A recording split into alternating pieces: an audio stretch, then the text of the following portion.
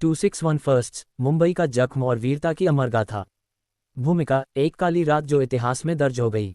26 नवंबर 2008 की वह काली रात जब मुंबई में जिंदगी थम गई, गोलियों की आवाज़ गूंजने लगी और निर्दोष लोग आतंक के शिकार हो गए। 10 खूंखार आतंकवादी पाकिस्तान से आए और 3 दिनों तक मुंबई को खून से रंग दिया। ये हमला न केवल भारत बल्कि पूरी दुनिया के लिए एक चेतावनी था कि आतंकवाद की जड़ें कितनी गहरी हैं।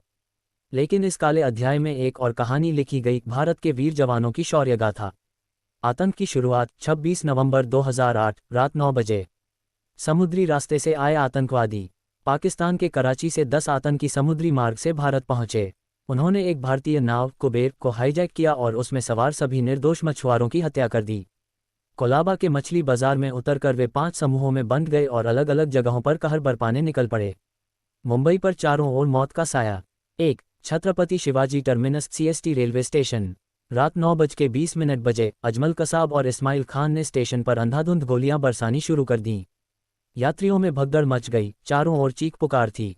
मात्र 15 मिनट में 58 लोगों की मौत हो गई और 100 से अधिक घायल हो गए। मुंबई पुलिस के तुकाराम ओंबले ने अपनी जान पर खेलकर अजमल कसाब को जिंदा पकड़ लिया। उन्होंने कसाब की AK-47 पकड़ ली और खुद गोलियों से छलनी हो गए, लेकिन आतंकवादी जिंदा पकड़ा गया। उनकी इस बहादुरी से भारत को एक जिंदा आतंकी मिला जिसने पाकिस्तान की साजिश का खुलासा किया। 2. ताजमहल पैलेस होटल, 60 घंटे की लड़ाई। आतंकियों ने ताज होटल के अंदर घुसकर मेहमानों और कर्मचारियों को बंधक बना लिया। अंदर लगातार बम धमाके और गोलीबारी हो रही थी।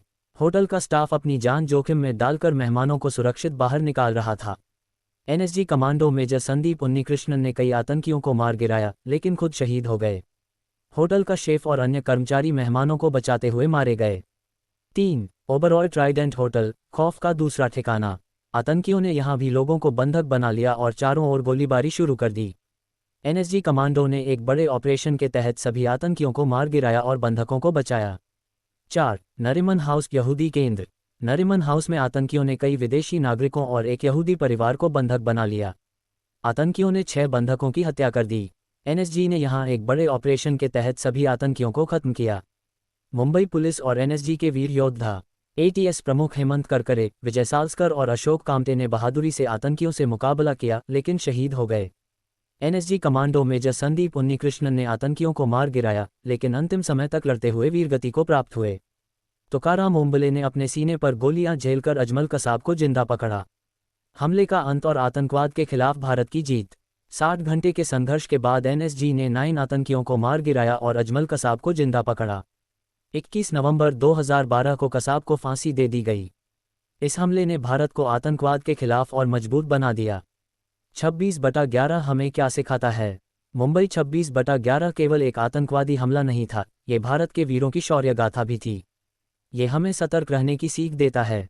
ये हमें बताता है कि देश के वीर जवान हमेशा हमारी रक्षा के लिए तैयार हैं।